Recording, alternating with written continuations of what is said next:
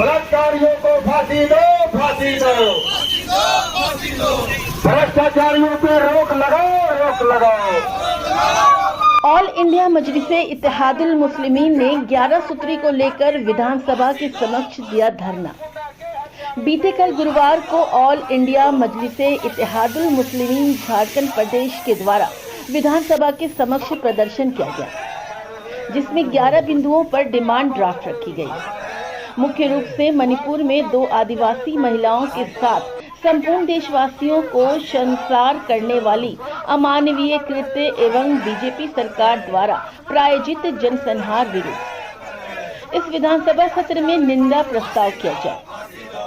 Police हिरासत में वर्तमान सरकार के कार्यकाल में लिंचिंग किए गए लोगों के परिवार वालों को 50 लाख रुपए एवं सरकारी नौकरी के साथ साथ दोषी पुलिस कर्मियों पर कठोरतम कानूनी कार्रवाई की जाए।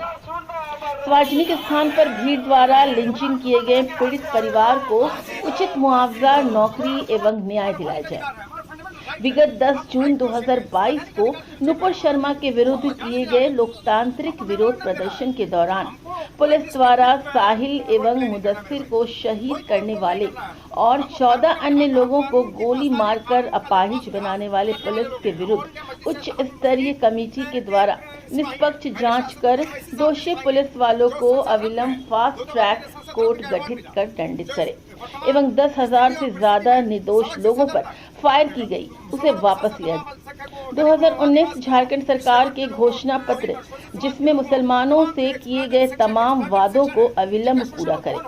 मुसलमानों को 10% आरक्षण, उर्दू एकेडमी, मदरसा एजुकेशन बोर्ड, वक्फ बोर्ड, अल्पसंख्यक आयोग, संख्यक वित्त निगम इत्यादि का गठन करे एवं 15 सूत्री कार्यक्रम के साथ साथ सच्चर कमेटी लागू किया जाए। हमारी डिमांड, भाई मेरे डिमांड मेरी एक्स्ट्रा कुछ नहीं है। हमारी डिमांड तो ये है जो उन्होंने वादा किया था, हम उनको उनके वादों को याद कराने आए हैं।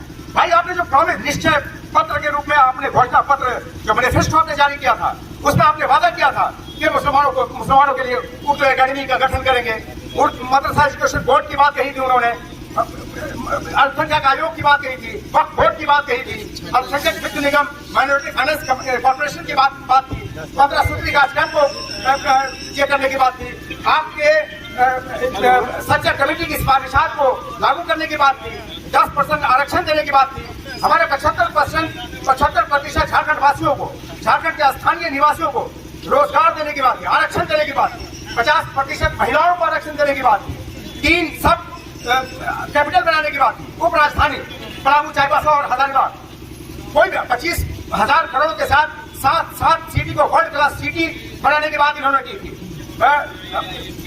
महिलाओं के लिए, महिला और किसानों को, हर बीपीएल परिवार को 6,000 रुपए महाना, यानी 12 से 72,000 रुपए। मेरी डिमांड ये है, जिसे मेरा सबसे पहले हमारी डिमांड ये थी कि जो मणिपुर में हमारी आदिवासी बहनों के साथ जिस तरह निर्वस्त करके उन्हें हमारे किया था कि पराकाष्ठा को भी क्रॉस कर गए ये लोग। यानी हम कल कहते थे कि गर्व से कहो हम भारतीय हैं, गर्व से कहो हम भारतवासी हैं, लेकिन आज जिस तरह आप देख रहे हैं मणिपुर की घटना, अभी 2 दिन पहले ट्रेन में जो चेतन सिंह ने 3 मुसलमानों और एक अपने सीनियर कलीग को मौत के घाट उतार दिया ट्रेन की बॉगी में, जयपुर और मुंबई एक्सप्रेस में। आप सोचो, क्या हम तमाम भारतवासी ये कहने की स्थिति में है कि गर्व से कहो हम भारतवासी हैं? मैं तो कहता हूं कि आज हम इस स्थिति में आ गए, विश्व के पटल पे हम इस स्थिति में आ गए, इस पोजीशन में आ गए कि हमको बस यही कहना पड़ रहा है कि शर्म से कहो कि हम भारतीय हैं। हम शर्मिंदा है कि हम भारतीय हैं, हम शर्मसार है कि भारतीय हैं। पूरे विश्व में ये भाजपा और आरएसएस की कोझी, कुंठित, संकुचित, संकट, संकरित और जहरीली मानसिकता ने और विचारधाराओं ने इस हम तमाम भारतवासियों को नंगा कर दिया है, शर्मसार कर दिया है। आज आप देख रहे हैं पुलिस हिरासत में हमारी मौत हो जा रही है। 4 ये निकट अतीत में, मासी करीब में 4 लोगों को पुलिस, हमारे नौजवानों को पुलिस हिरासत में मार दिया गया। अभी उनके एक नौजवान फुर्की में, हमें उनके फादर मौजूद, मुमताज साहब कहाँ है? आज उनके फादर मौजूद है, लिंच कर दिया गया पुलिस हिरासत में। इससे पहले खूंटी में आपने देखा 80 साल के बुजुर्ग को 12 बजे रात में घर के अंदर घुस के लिंच कर दिया गया, मार दिया गया। नरकोपी थाने में आपने देखा मांडर ब्लॉक के सहरुद्दीन अंसारी को लिंच कर दिया गया। और अभी आपने देखा पिछले हफ्ते अशफाक खान को बरही थाने में लिंच करके मार दिया गया। जब बीबीसी करेस्पॉन्डेंट ने एसपी और डीएसपी से क्वेश्चन किया, उन्होंने इतना घटिया और नंगा जवाब दिया कि वो खुद लड़खड़ा गए, उनकी जुबानें लड़खड़ा गई, क्योंकि झूठ बोल रहे थे। उन्होंने कहा कि बाथरूम में वो पर्दे की रस्सी से उसने आत्महत्या कर ली, सुसाइड कर ली है। ये वही कांड हुआ जैसे उत्तर प्रदेश में एक लिंच किया गया था पुलिस वालों के जरिए, पुलिस प्रशासन के जरिए, और कहा गया कि नल के जरिए वो उसका आत्महत्या कर ली। बताइए आत्महत्या कैसे, रस्सी से पर्दे, बाथरूम के पर्दे की रस्सी से आत्महत्या हो सकती है? और आपने देखा 10 जून 2022 को 10,000 से ज्यादा निर्दोष लोगों पे केस दर्ज कर दिए गए।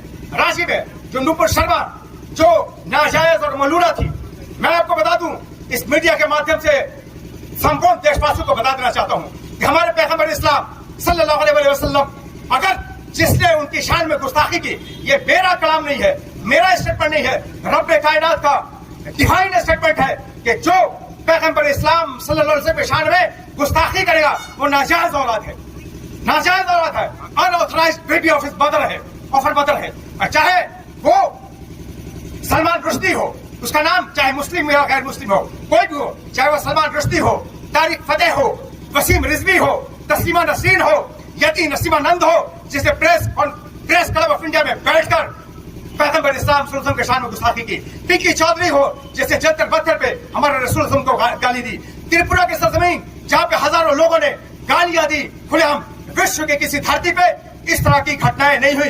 इतनी ब्लास्फेमी हमारे पैगंबर इस्लाम सल्लल्लाहु अलैहि वसल्लम पे, इस तरह की गालियां, इस तरह के अनपार्लियामेंट्री शब्द। मैं कहता हूं कि यह डिवाइन वर्ड है कि जो पैगंबर इस्लाम सल्लल्लाहु अलैहि वसल्लम की शान में गुस्ताखी करेगा वो नाजायज औलाद है, अवैध संबंध से पैदा हुआ है, अवैध नाजायज ताल्लुका, अवैध शारीरिक संबंध स्थापित किया है, नाजायज जिस्मानी ताल्लुकात साबित किया है, वो व्यभिचार की औलाद है, जिना की औलाद है। ये रब का स्टेटमेंट है। तो जो लोग, चाहे आप पब्लिक प्लेसेस में हो या आइसोलेटेड प्राइवेट में, आप बाथरूम में बैठकर या सुनसान जंगल में बैठकर भी हमारे पैगंबर इस्लाम सल्लल्लाहु अलैहि वसल्लम के शान में गुस्ताखी करता है, तो लिटमस टेस्ट है, वो समझ जाए, जाके डीएनए टेस्ट कर ले कि वो नाजायज औलाद है, हरामी औलाद है, अपने बाप की, नेशनल बाप की औलाद नहीं है। तो जो 10,000 लोगों पे, आपको पता है CNT एक्ट और SPT एक्ट जो रखवर सरकार में जो हुआ था, उसके अगेंस्ट में हमारे आदिवासी भाइयों ने आंदोलन किया था।